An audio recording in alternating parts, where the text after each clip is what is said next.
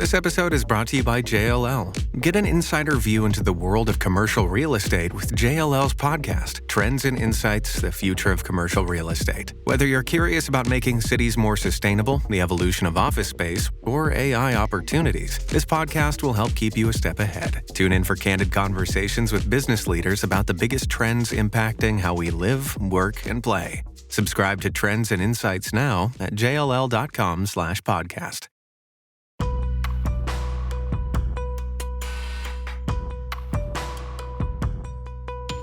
At the end of 2023, the UN Climate Change Conference, COP28, took place in Dubai.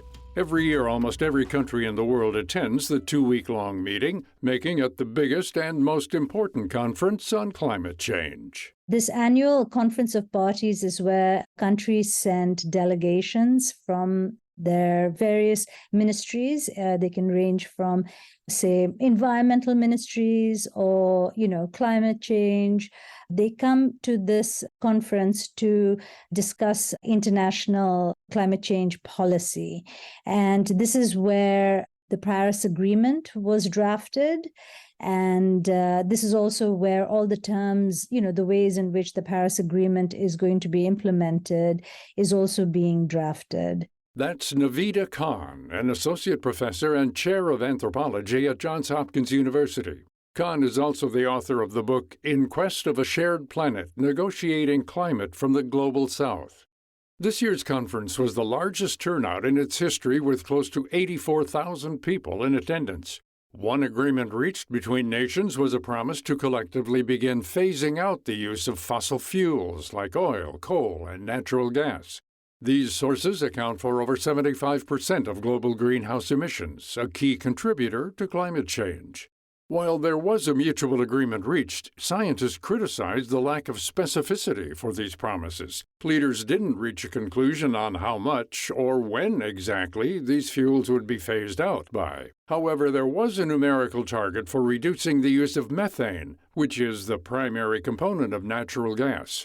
The new policy, the Global Methane Pledge, was signed by 150 countries and promises that methane use will be cut by 30% by 2030.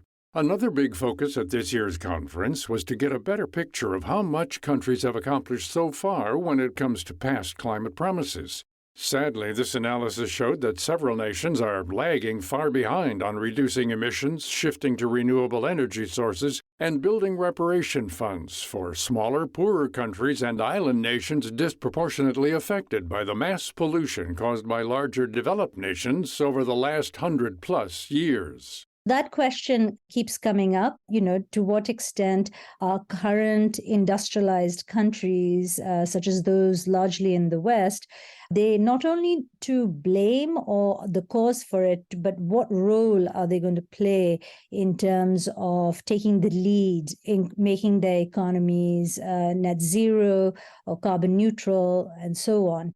Khan says smaller, developing, or least developed countries are pushing for greater aid on the global stage. But unfortunately, this hasn't panned out yet because of intruding issues like war and rising tensions between large countries that's stalling climate progress. As developing countries such as Brazil, China, India have grown in size and their economies have grown in size, the industrialized countries have felt that historical responsibility isn't as important as what's happening right now, and that we should take the current situation into consideration, and that developing countries should be equally responsible for mitigating as much as industrialized developed countries. And this still remains a lingering question of responsibility at these climate talks. As an anthropologist, Khan spent several years doing field work in Bangladesh, a country just to the east of India that's dealing with the fallout of climate change on multiple fronts. She says that Bangladesh is considered a least developed country on the world stage and has teamed up with other smaller factions to gain a louder voice. They have both been trying to put pressure on the developed countries to show leadership and to help out in terms of bringing these other countries into a state of resilience, their economies, make them more resilient. But they've also been increasingly pushing on the developing countries to take more responsibility and to step up and so on. Bangladesh opens up to the Bay of Bengal and has many islands, both big and small, off its southern border. I was living and working on a small island there that is made up of silt, and the island comes and goes. And so I was very interested to understand how people live in a very dynamical environment. But at the same time, over the period of time I was researching there, which was almost 10 years, I started to observe what I guess would consider climate change related changes, such as, an intensification of rains, the monsoons coming later, longer periods of cold, and so on. And so I started to wonder how it is that the international community was thinking about a place like this, encountering and combating climate change. Khan's fieldwork on the islands of Bangladesh pushed her to learn more about how the country's leaders and scientists are actively dealing with climate change, both domestically and abroad. Bangladesh today is still considered a relatively new nation, but one that's fast developing. However, the country is already feeling the impacts of higher sea levels, longer droughts, worsening heat waves, and fiercer storms. I was quite challenged by the fact that, it was a poor country without necessarily all the infrastructure to deal with the challenges of being not just a poor country, but a poor country which regularly flooded. And so one of the things that people will readily know about Bangladesh is just about its very large floods in which, 25% to 50% of the country's territory can sometimes be underwater and for extended periods of time. But with climate change, the problems intensify.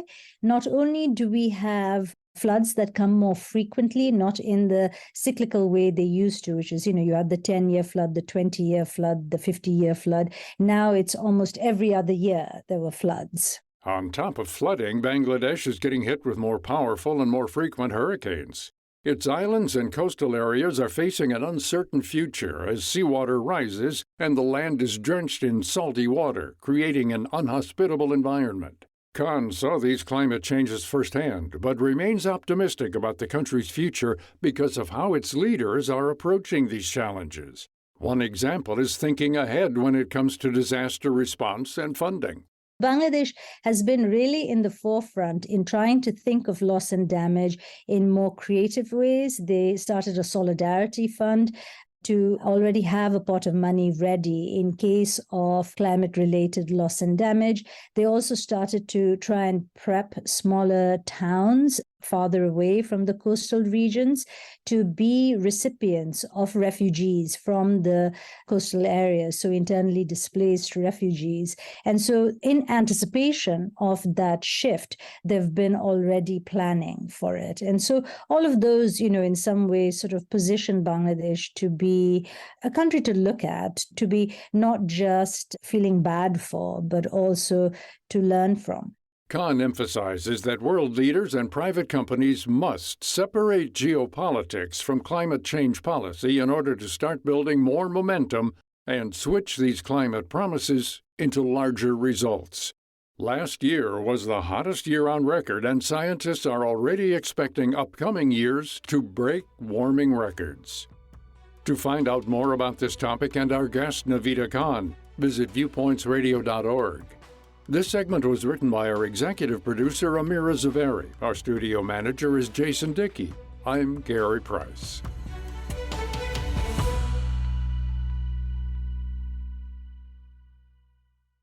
Coming up on Viewpoints. I cornered James in the hall and asked, was there a time when you really needed me? And I didn't come because I was working. A high-profile journalist shares her story balancing motherhood with a demanding career. Then, why would somebody who is a better actor or a better speaker be safer than somebody who is inarticulate? The hit-or-miss subjective nature of parole board hearings. I'm Marty Peterson. and I'm Gary Price. These stories in depth on your public affairs magazine, Viewpoints.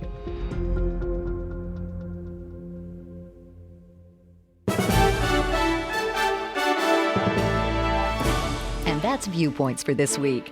Follow us on Twitter, Facebook, and Instagram to learn more about upcoming shows and find a library of past programs on Apple Podcasts, Google Play, and Spotify. Plus, you'll always find previous segments and more information about our guests at viewpointsradio.org. Join us again next week for another edition of Viewpoints.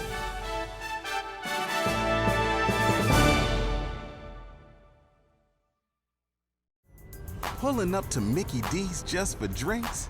Oh yeah, that's me. Nothing extra, just perfection and a straw.